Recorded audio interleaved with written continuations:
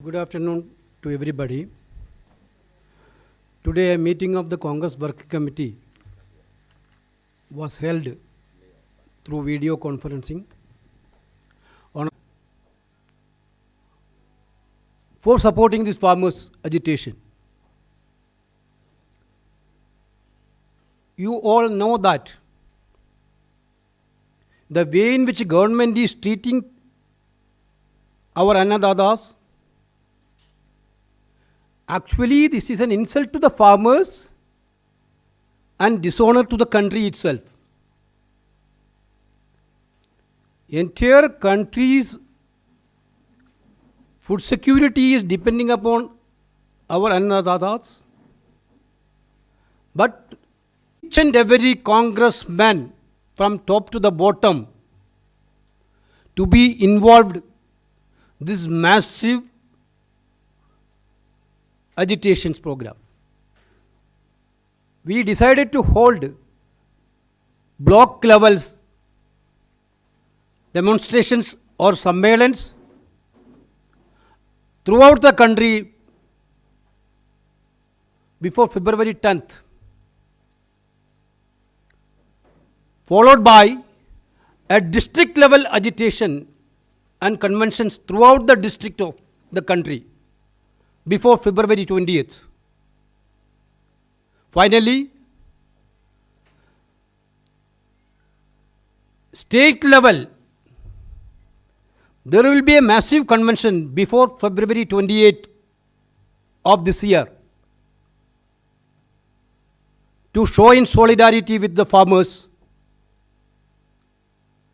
Definitely, the parliament session is coming on from February 29th onwards,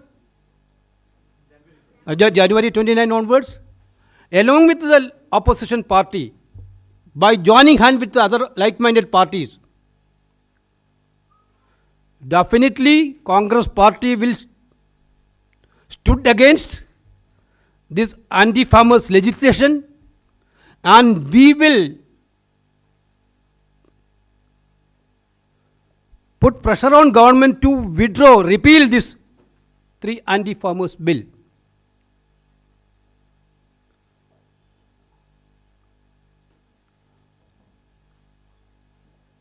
With your permission, I will read out the resolution which have been passed by the CWC. India's crores of farmers are fighting decisive battle to save their farms and fields, their lives and livelihood, and their present and their future against a diabolical onslaught by the Modi government determined to sacrifice their interests at the altar of a handful of crony industrialist friends. Lakhs of farmers have been forced to sit on Delhi's borders in bone-chilling cold, hailstorms and rains. According to the farmers' organization, 147 farmers have lost their lives so far. The Prime Minister and an arrogant BJP government refuse to feel their agony and anguish or listen to their cry for justice. Across the country, farmers and farm laborers have been protesting, taking out rallies, holding hunger strikes, conducting tractor yatras, and extensive demonstrations. Yet a tyrannical government dismisses the angst of millions of farmers by branding them as anti-nationals and worse. CWC notes that these 3 laws imping upon the constitutional rights of states and constitute the first step in dismantling the 3 pillars of the edifice of food security built up over the past decades: MSP, public procurement, and PDS. CWC also notes that 3 agrarian laws did not pass the test of parliamentary scrutiny as they were bulldozed by muzzling the voice of opposition, particularly in Rajya Sabha. The three laws were passed by voice vote, an unprecedented fashion as the government did not have the requisite majority on the floor. Finally, these laws were, when implemented, will affect every citizen of the country, as pricing of all food products would be at the mercy of handful of people. This is unacceptable in an exclusive India. There is only one demand of Indian farmers and farm laborers: repeal the three objectionable laws. But the government continues to sidestep, malign, deceive, and hoodwink the farmers by attempting to tire out, intimidate, and divide the farmers. Let the BJP government understand one unequivocal truth: India's farmers shall neither bow down nor be cowed down. The CWC demand that Modi government should forthwith repeal the three anti-agriculture laws. We have passed two other resolutions relating to the major issue of current period. One is regarding the vaccine, COVID-19 vaccination. The CWC places on record its deep appreciation and gratitude to Indian scientists and researchers who worked tirelessly to develop the corona vaccine in a record time. The CWC note with concern that there is a complete lack of clarity about availability of the corona vaccine for India's population. Nor is there is a timeline laid out by the government for vaccination beyond the first 3 crore people. The CWC particularly underlines the fact that India's underprivileged, disadvantaged, and marginalized sections, particularly the scheduled caste, the scheduled tribes, the other backward classes, and poor, need to be administered the vaccine free of charge and within a time-bound period. CWC expressed its dismay over reports that vaccine may be sold in the open market at rupees 2,000 for 2 dosage per individual. Such profiteering in time of grave adversity simply cannot be permitted. Government needs to be explicitly and publicly declare a clear policy in this regard. CWC calls upon the central government to take all steps necessary to overcome the hesitancy amongst frontline health professionals on COVID-19 vaccination. To a large extent, the hesitancy is on account of the blatant politicization of the regulatory process in order to boost the image of the Prime Minister. The CWC believes that the vaccination program should be conducted in a manner that enhance public confidence and trust.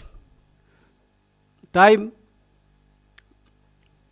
members and avoidance of wastage are critical. Apart from timeline, health professionals, the state government should be given the option of laying out a state-specific order of beneficiaries so that the vaccination program is taken forward with utmost speed and efficiency. CWC appeals the people of India to come forward without any hesitation and vaccinate themselves. Another one is, the important things of WhatsApp chat leakage, then revelation actually. The CWC expressed its grave concern at recent revelations exposing the sordid conversation that have undoubtedly compromised the national security. It is clear that among those involved are persons in the highest echelons of government, and there has been a breach of secrecy concerning vital and sensitive military operations. The revelations also point to inexcusable and deliberate subversion of government structures, scandalous and extraneous influence over government policies, and a vicious attack on the independence of the judiciary. The shameful compromise of the Modi government with non-government players have been exposed. It is shocking that days after revelations, the Prime Minister and the central government remain silent on the issue as though the storm will pass. Their silence underlines their collusions, complicity, and guilt. The storm will not pass, and we will hold the central government accountable for compromising national security and aiding India's adversaries. The CWC demands a time bound investigation by a joint parliamentary committee to inquire into the breach of national security, violations of the Official Secrets Act, and the role of the person involved. Ultimately, those who are guilty of treasonous behavior must be brought before the law and punished. These are the three resolutions which have been passed by the working committee today.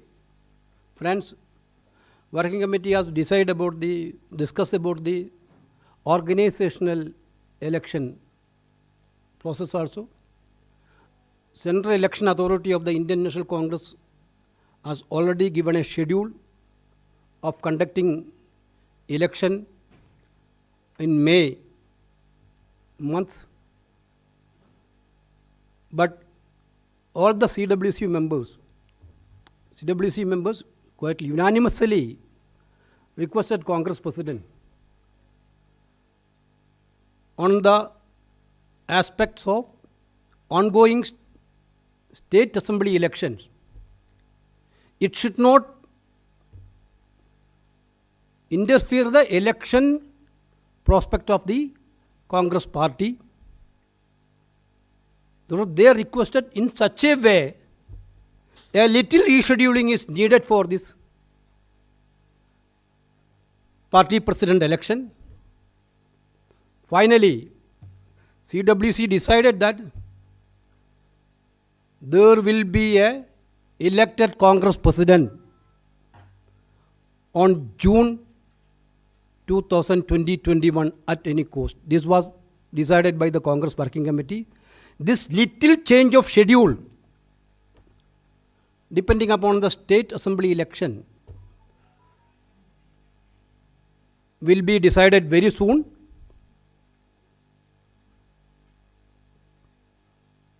Therefore,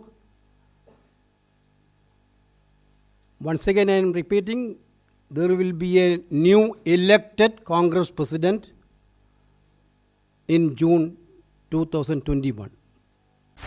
Subscribe to Nation Next YouTube channel and press the bell icon to get regular updates from Nation Next.